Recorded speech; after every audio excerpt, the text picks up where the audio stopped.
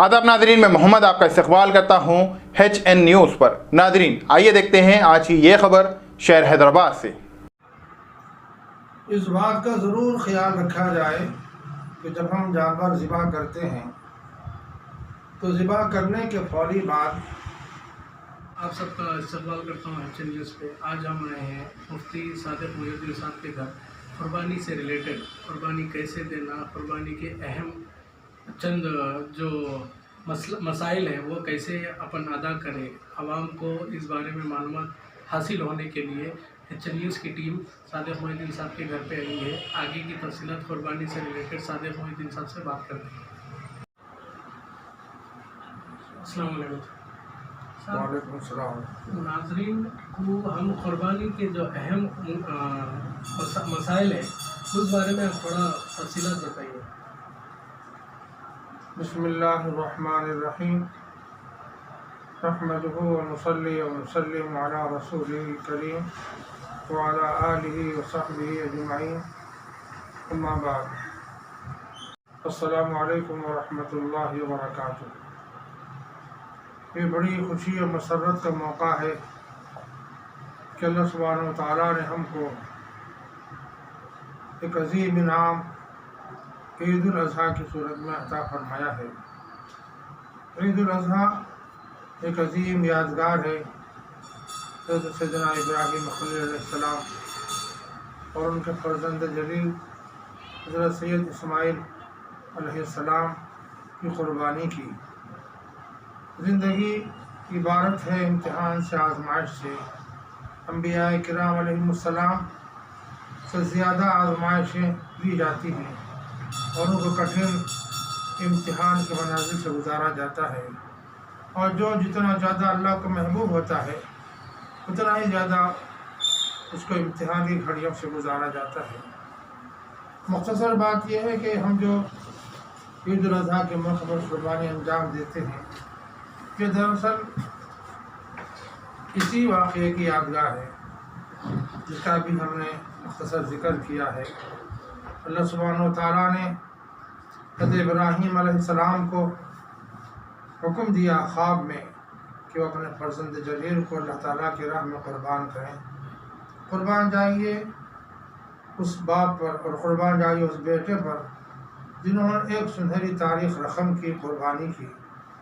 ज़ाहिर जान की क़ुरबानी का नजराना पेश करने के लिए कौन तैयार हो सकता है, लेकिन ये तारीख़ का एक नादिर वाक़या है, एक अनोखा वाक़या है कि यहाँ बाप और बेटे दोनों के दोनों अल्लाह ताला की रज़ा के लिए उसके आगे ख़स्त पर्दगी के जज्बात के साथ और मोहब्बत फ़िदाइयत के जज्बात से सरशार एक फ़र्ज़ंद जलील को अल्लाह की बारगाह में नजराना पेश करने के लिए बाप भी तैयार है और उस फ़र्ज़ंद जलील भी अपनी जान का नजराना अल्लाह ताला की बारगाह में पेश करने के लिए तैयार है।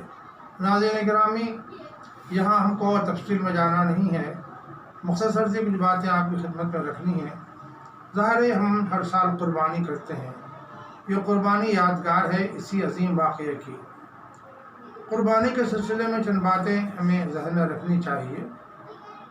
पहली बात तो यह है कि हम जानवर ज़िबा करेंगे अल्लाह की रज़ा के लिए, अल्लाह की खुशनुदी के लिए, किसी दिखावे के लिए नहीं, रिया के लिए नहीं। ज़ाहिर है आज हमारे माशरे में, समाज में दिखावा बहुत आम हो गया है। ऐसे जानवर ख़रीदे जाते हैं जिनको ज़ुबह करने का भी फ़ायदा नहीं है। मिसाल के तौर पर बड़े बड़े डंगर हैं जानवर, जब उनको काटा जाएगा, ज़िबा किया जाएगा तो ज़ाहिर है उसमें जो गोश्त बरामद होगा वो इंतहाई सख्त होगा और खाने के काबिल नहीं रहेगा। कुर्बानी का मकसद ये नहीं है कि गोश्त ज़ाया कर दिया जाए। कुर्बानी का एक मकसद तो ये है कि अल्लाह ताला की राह में अपना माल मता खर्च किया जाए और अपनी तरफ से एक अच्छा जानवर ज़ुबह करके उसकी कुर्बानी की जाए। अल्लाह ताला की बारगाह में कुर्बानी का नजराना पेश करना भी इबादत है। इसके दो मकासद हैं, एक तो अल्लाह ताला की रज़ा खुशनुदी मकसूद है और दूसरे मुनाफ़े भी मकसूद हैं कि हम उसको खाएँ, इस्तेमाल करें और दूसरों को खिलाएँ और खिलाने के काबिल भी रहें।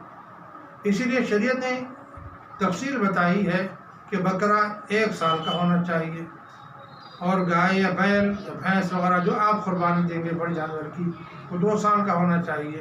اونٹ اگر ہو تو اس کو 5 سال کا ہونا چاہیے۔ یہ اس لیے ترتیب بتائی گئی ہے کہ اس عمر کے جانور کھائے جا سکتے ہیں، ان کے گوشت میں ذائقہ رہتا ہے، لذت رہتی ہے، کھانے کے قابل رہتے ہیں۔ لیکن ہم دکھاوے کے لیے بجائے 2 سال کے بیل کے یا بھینس کے یا کسی اور بڑے جانور کے ہم 5-5 سال کا یا کہ اسے تیار کر کے بہت بڑا بنا کر ہم قربان کرتے ہیں، اور قربانی سے پہلے اس کا تماشا بناتے ہیں اور لوگوں کے سامنے نمائش کرتے ہیں۔ ظاہر ہے یہ سب دکھاوے کے لیے ہے، اللہ تعالیٰ کو یہ بات پسند نہیں ہے۔ اللہ تعالیٰ کا ارشاد ہے لَن يَنَالَ اللَّهَ لُحُومُهَا وَلَا دِمَاؤُهَا وَلَٰكِن يَنَالُهُ التَّقْوَىٰ مِنكُمْ۔ اللہ سبحانہ و تعالیٰ کو تمہاری قربانیوں کا نہ گوشت پہنچتا ہے نہ خون پہنچتا ہے۔ کیا پہنچتا ہے؟ تمہارا دل کا تقویٰ پہنچتا ہے، تمہارے دل کا اخلاص پہنچتا ہے، تمہاری حسن نیت پہنچتی ہے۔ ظاہر ہے اس کا ہم کو لحاظ رکھنا چاہیے کہ ہماری قربانی اللہ کی بارگاہ میں قبول ہو جائے۔ قربانی کا مقصد دکھاوا ہو، لوگوں کو دکھائیں یا تماشا بنائیں تو اجر و ثواب سے محرومی ہو جائے گی۔ ناظرین گرامی، اس کے علاوہ جب جانور ذبح کیا جاتا ہے تو شریعت نے بہت سے رحمدلی کے معاملہ برتنے کی ہدایت دی ہے۔ ویسے بہت سے لوگ اعتراض کرتے ہیں کہ ہم جانور ذبح کرتے ہیں، ظلم اٹھاتے ہیں۔ اصل بات یہ ہے کہ اس کو سمجھنے کی ضرورت ہے۔ اللہ تعالیٰ خود خالق کائنات ہے، جس نے ساری کائنات بنائی ہے، اسی نے ساری مخلوقات کو پیدا فرمایا ہے، اسی نے جانور بھی بنائے ہیں جو حلال ہیں ہمارے لیے اور ہم کو اس کا کھانا جائز ہے، اور اسی نے انسانوں کو اشرف المخلوقات بنایا ہے، اور پھر ان جانوروں کو اللہ تعالیٰ نے کھانے ہی کے لیے بنایا ہے۔ سارا نظام کائنات انسانوں کی خدمت پر لگا دیا گیا ہے تاکہ انسان اللہ تعالیٰ کی معرفت حاصل کرے اور اس کی بندگی بجا لائے۔ اس مقصد کے لیے اللہ تعالیٰ نے ساری کائنات کو انسانوں کی خدمت پر معمور کر دیا ہے۔ اسی میں کچھ جانور بھی ہیں جو کھائے جاتے ہیں اور کھانے کے لیے ذبح کیے جاتے ہیں۔ اللہ سبحانہ و تعالیٰ نے انسانوں کو 2 طرح کے دانت دیے ہیں۔ ایک یہ کہ ہم سبزی بھی کھا سکتے ہیں، گوشت بھی کھا سکتے ہیں۔ کچھ حیوانات ایسے ہیں جو صرف گوشت کھا سکتے ہیں، سبزی نہیں کھا سکتے۔ کچھ جانور ایسے جو سبزی کھا سکتے ہیں، گوشت نہیں کھا سکتے۔ تو ظاہر ہے انسانوں کو اللہ تعالیٰ نے دونوں طرح کی نعمتیں ودیعت فرمائی ہیں۔ ایسے دانت عطا فرمائے جن سے گوشت بھی کھایا جا سکتا ہے اور سبزی بھاجی بھی کھائی جا سکتی ہے۔ اس بات کی علامت ہے کہ دراصل انسان گوشت بھی کھا سکتے ہیں۔ اللہ تعالیٰ نے جن جانوروں کو حلال کیا ہے وہ انسانوں کے کھانے ہی کے لیے حلال کیا ہے، اور کھانے کی غذا کی ضرورتوں کو پورا کرنے ہی کے لیے اللہ تعالیٰ نے کو پیدا فرمایا ہے۔ اس حقیقت کا سمجھ میں آ جانے کے بعد میں سمجھتا ہوں ہماری فکر صحیح ہو جائے گی کہ ہم جانور کو ذبح کرتے ہیں کوئی ظلم نہیں ہے۔ اب اللہ کا نام لے کر ذبح کرتے ہیں، بسم اللہ واللہ اکبر، اللہ کا نام لے کر کہ ہم اللہ کے نام سے ذبح کر رہے ہیں۔ اللہ بہت بڑا ہے، ظاہر ہے اللہ تعالیٰ کی بڑائی کی بریائی بیان کی جا رہی ہے، اس کا نام لیا جا رہا ہے، اس کی رضا کے لیے، اس کی خوشنودی کے لیے جانور قربان کیا جا رہا ہے، تو یہ عین عبادت ہے۔ اور پھر یہ ہے کہ عبادت کے سلسلے میں جو قربانی کی ہے، اسلام نے واضح ہدایات دی ہیں کہ ایک جانور کے سامنے دوسرے جانور کو ذبح نہ کیا جائے۔ اس پر نفسیاتی طور پر دباؤ پڑے گا اور وہ ظاہر ہے بے چین و بے قرار ہو جائے گا کہ مجھے بھی اس کے بعد ذبح ہونا ہے، اور جس جانور کو ذبح کیا جا رہا ہو وہاں کوئی اور جانور نہ ہو، اسے چارہ پانی اچھا کھلایا گیا ہو، پلایا گیا ہو، اور اسے جب آپ لٹانا چاہیں تو اس کو تکلیف نہ دیں، بلکہ اس کے سامنے آپ چاقو بھی تیز نہ کریں۔ کوشش کریں کہ آپ کا ہتھیار پہلے ہی سے تیز رہے، اس کے سامنے آپ چاقو تیز کریں گے، ظاہر یہ بھی ظلم ہے۔ سیدنا محمد رسول اللہ صلی اللہ علیہ وسلم نے ایک مرتبہ ایسے ہی واقعہ پیش آیا تو آپ نے فرمایا کہ کیا تم اس کو 2 موت سے گزارنا چاہتے ہو؟ تو ناظرین گرامی، ہم کو یہ خیال رکھنا چاہیے کہ کم سے کم تکلیف دی جائے۔ تو اس کا طریقہ یہی ہے کہ جہاں ہمارا ہتھیار پہلے سے تیار ہو اور فوری جیسے ہی ہم پانی پلا کر لٹائیں، قبلہ رخ لٹا کر بسم اللہ واللہ اکبر کہہ کر فوری ذبح کریں، ذبح کرنے میں تاخیر ہرگز نہ کریں، اور ذبح کرتے ہوئے بسم اللہ واللہ اکبر ضرور پڑھیں۔ ایسا بھی ہوتا ہے کہ کبھی ہم جانور بڑا کاٹ رہے ہوں تو قصائی یا اور کوئی ہمارا مددگار بن جاتا ہے اور ہم کاٹتے ہیں بسم اللہ واللہ اکبر کہہ کر، اور وہ قصائی جو بھی صاحب مددگار ہونا چاہتے ہیں وہ بھی چاقو کو ہاتھ لگا دیتے ہیں لیکن بسم اللہ واللہ اکبر نہیں پڑھتے ہیں، تو ظاہر ہے اس سے جانور کے حلت پر سوال آ جاتا ہے کہ جانور حلال ہے یا حرام ہے۔ اس لیے کوشش یہ ہونی چاہیے کہ آپ اگر ذبح کر رہے ہوں تو آپ بسم اللہ واللہ اکبر کہہ کر ذبح کریں، اور آپ کی جو معاونت کرے اس کا بھی فرض بنتا ہے کہ وہ اگر آپ کا تعاون کرنا چاہتا ہو ذبح میں اور ہاتھ لگانا چاہتا ہو چاقو یا چھری کو، تو وہ بھی بسم اللہ واللہ اکبر کہہ کر آپ کا تعاون کرے۔ مفتی صاحب جیسا 2-3 مہینے اگر کسی کے گھر میں انتقال ہوا، وہ لوگ قربانی دے سکتے ہیں؟ اللہ تعالیٰ نے انسانوں کو اس دنیا میں پیدا فرمایا ہے، کائنات میں موت بھی ہے حیات بھی ہے۔ یہ موت اور حیات کا جو نظام ہے دراصل انسانوں کی آزمائش کے لیے ہے۔ ابراہیم علیہ السلام اور اسماعیل علیہ السلام کی جو قربانی ہے دراصل یہ امتحان و آزمائش ہی کا ایک حصہ ہے۔ تو سارے ایمان والے امتحان و آزمائش کی منزل سے گزارے جاتے ہیں۔ یہاں اللہ تعالیٰ کی طرف سے ہمارا امتحان ہے۔ حیات بھی اس لیے دی گئی ہے، موت بھی اس لیے دی گئی ہے تاکہ ہم صحیح زندگی گزاریں۔ جیسے اسماعیل علیہ السلام نے، ابراہیم علیہ السلام نے مرضیات رب کو سامنے رکھ کر زندگی گزاری ہے، ہم بھی ویسے اللہ کی خوشنودی کے حصول کے لیے اللہ سبحانہ و تعالیٰ کو راضی رکھنے کے جذبے سے مرضیات رب کو پیش نظر رکھ کر زندگی گزاریں تاکہ ہم ہماری اس آزمائش میں کامیاب ہو جائیں۔ الذی خلق الموت والحیات لیبلوکم ایکم احسن عملا۔ ظاہر جب اللہ تعالیٰ نے موت و حیات کو پیدا کیا ہے انسانوں کی آزمائش کے لیے، تو گھروں میں لوگ پیدا ہوتے رہیں گے، مرتے رہیں گے، سلسلہ جاری و ساری رہے گا۔ کس نے کہا ہے کہ اگر کسی کا انتقال ہو جائے تو قربانی نہ دی جائے، ایک عید نہ کی جائے؟ یہ سب چیزیں ہماری جہالت کی وجہ سے ہمارے معاشرے میں، سماج میں رائج ہو گئی ہیں۔ بات دراصل یہ ہے کہ اگر کسی کے گھر میں رات میں انتقال ہو گیا ہو عید کے دن، تب بھی اس گھر میں قربانی کی جا سکتی ہے۔ ان کی طرف سے جن پر قربانی واجب ہے ان کو قربانی دینا لازم ہے۔ کسی کے زندہ رہنے یا مر جانے سے اس وجوب میں کوئی فرق نہیں پڑتا۔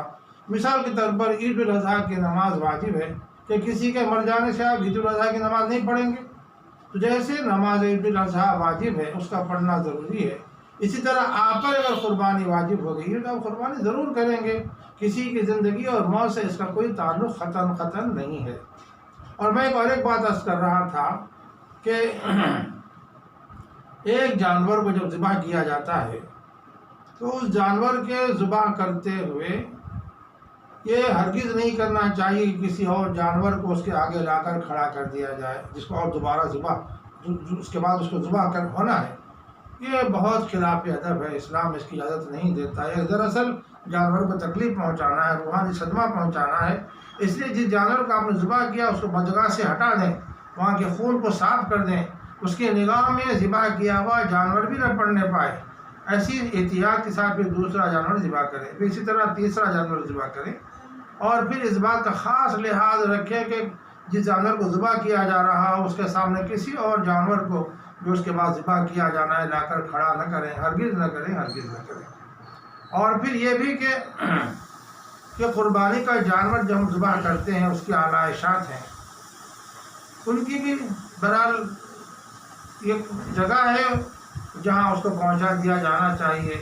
ہمارا سماج، ہمارا حال، ماحول، معاشرہ، ہمارا گھر، ہمارا محلہ گندگی اور تعفن کا مظہر نہ بن جائے، اس لیے ہم کو پاکی کا، صفائی کا، ستھرائی کا خاص خیال رکھنا ہے۔ ہم گندگی کو فوری اس جگہ پہنچا دیں گے جہاں جگہ مقرر کر دی گئی ہے تاکہ ہمارا ماحول تعفن سے اور گندگی سے محفوظ اور معمول رہے۔ تو ناظرین گرامی، یہ چند باتیں تھیں جو آپ کی خدمت میں اس حوالے سے رکھی گئی ہیں کہ ہم قربانی کرتے ہوئے ان سب کا لحاظ و پاس رکھیں۔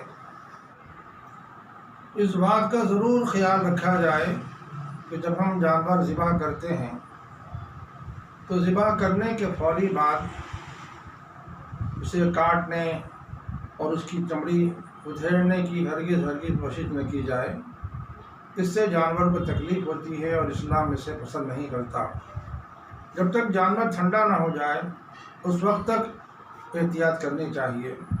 عام طور پر دیکھا جاتا ہے کہ جلد بازی میں وہ جانور جو بھی ٹھنڈا بھی نہیں ہونے پایا ہے اس کی کاٹ چھانٹ شروع ہو جاتی ہے، اور بعض قصاب ایسے بھی ہوتے ہیں جو جانور کی گردن توڑ دیتے ہیں. یہ ساری چیزیں ظلم پر مبنی ہیں. اسلام اس کی اجازت نہیں دیتا. سنت کے مطابق ہم ذبح کریں کہ 3 رگیں اس کی کٹ جائیں اور اس کے بعد چھوڑ دیا جائے تاکہ جانور اپنی حرکت کے ذریعے سے ہاتھ پیر مارنے سے اس کی جان پوری طرح چلی جائے اور ٹھنڈا ہو جائے اور اس کے جسم کا سارا خون وہ بہہ جائے. جب ٹھنڈا ہو جائے تو ظاہر ہے اس کی چیر پھاڑ کی جا سکتی ہے. اس کے لیے آسان طریقہ یہ ہے کہ لوگ جب جلدی میں ہوتے ہیں تو خود صاحب چاہتے ہیں کہ یہاں ساری کارروائی انجام دے کر سامنے یا کسی آس پاس کے گھر میں چلے جائیں. اس کا بہتر طریقہ یہ ہے کہ جہاں ہم نے قربانی کرنی ہے اور جہاں ہم نے جانور ذبح کیا ہے اس کو اسی حالت میں چھوڑ دیا جائے کچھ دیر کے لیے تاکہ وہ ٹھنڈا ہو جائے. اور اس وقت تک آپ جائیں بازو گھر میں جہاں بھی قربانی مطلوب ہے ان کی چاہت ہے وہاں جائیں, جانور ذبح کر دیں, پھر اس کے بعد پلٹ کر یہاں آ جائیں جب تک جانور ٹھنڈا ہو جائے گا اور اس جانور کی کھول ادھیڑ شروع کر دیں. پھر اس کے بعد اس جانور کو اس کی چیر پہاڑ کریں, اس کی چمڑی علیحدہ کریں, گوشت کاٹیں. ظاہر ہے اس کا لحاظ رکھنا بہت ضروری ہے ورنہ اس سے جانوروں کو تکلیف ہوتی ہے. اسلام ہر اس چیز سے منع کرتا ہے جس سے انسانوں کو کیا جانوروں کو بھی تکلیف ہوتی ہے. قربانی کا اصل وقت کب سے شروع ہوتا ہے اور کب ختم ہوتا ہے؟ قربانی کا وقت شروع ہو جاتا ہے جیسے ہی عید الاضحیٰ کا وقت شروع ہو جاتا ہے, لیکن قربانی نہیں کی جا سکتی کہ جس مقام پر قربانی کی جا رہی ہے کسی شہر میں جہاں بھی وہاں کم سے کم ایک آدھ مسجد میں یا ایک عیدگاہ میں عید کی نماز ادا نہ کر لی گئی ہو. پورے شہر میں اگر کسی جگہ عید کی نماز ادا ہو چکی ہے وہ کہ قربانی دینے والے نے عید کی نماز نہیں پڑھی ہے کوئی حرج کی بات نہیں ہے, لیکن پورے شہر میں جب ایک جگہ عید کی نماز ادا ہو جائے, عید الاضحیٰ کی نماز ادا ہو جائے تو اس کے بعد قربانی کی جا سکتی ہے. اس وقت سے پہلے اگر قربانی کی جائے تو قربانی ادا نہیں ہوگی.